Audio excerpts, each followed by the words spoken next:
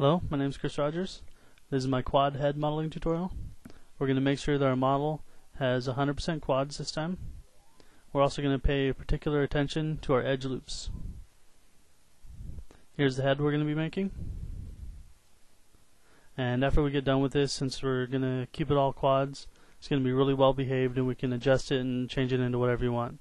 For an example of this, I changed them into this. Okay, let's get started.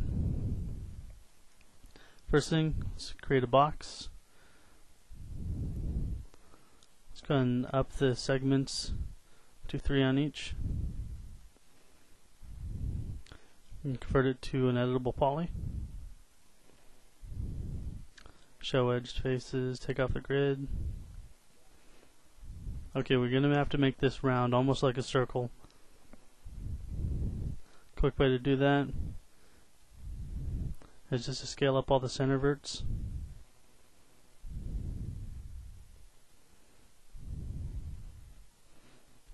Okay, there's a starting point. We can change this into a subdivision surface so we can see our changes in a smooth version.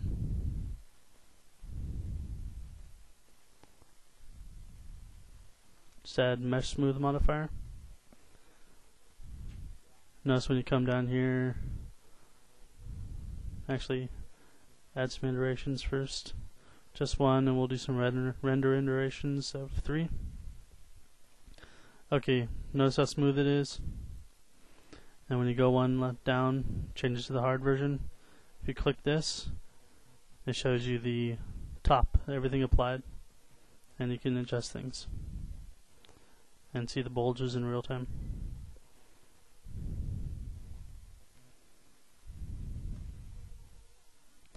Notice how this model has all quads right now.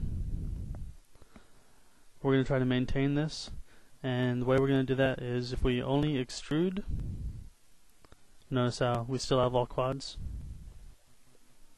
So if we only do extrude operations, no cuts, then we'll keep a all quad model. Okay, first I need to explain a couple things right now that I'm going to be talking about. I might say edge loops a lot, and what they are, and see how these edges, they loop all the way around and connect back to themselves. Okay, those are called edge loops, like this one right here.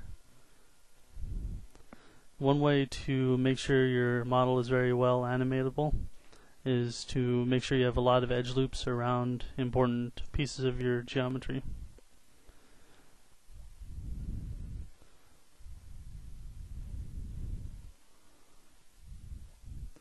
See how this one right here, that's the finished model with the edge loop shown on it.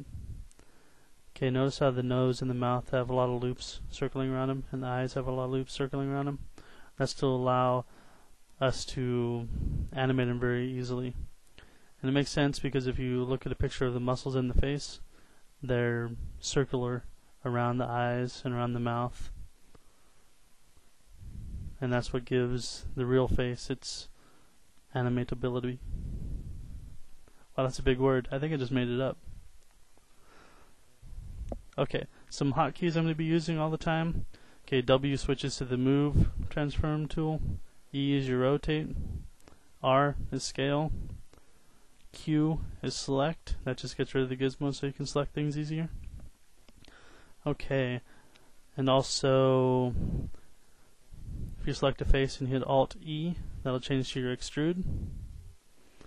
Okay, if you go to edge mode and you do Alt C, that'll change to the cut tool. Okay, we're going to try not to use that. We need to use that sometimes just to flip edges around, but we're going to have to keep this 100% quads. And I also changed one thing. I added my own custom hotkey, Alt T, and that's target weld. Okay, that's all the hotkeys I'm going to be using.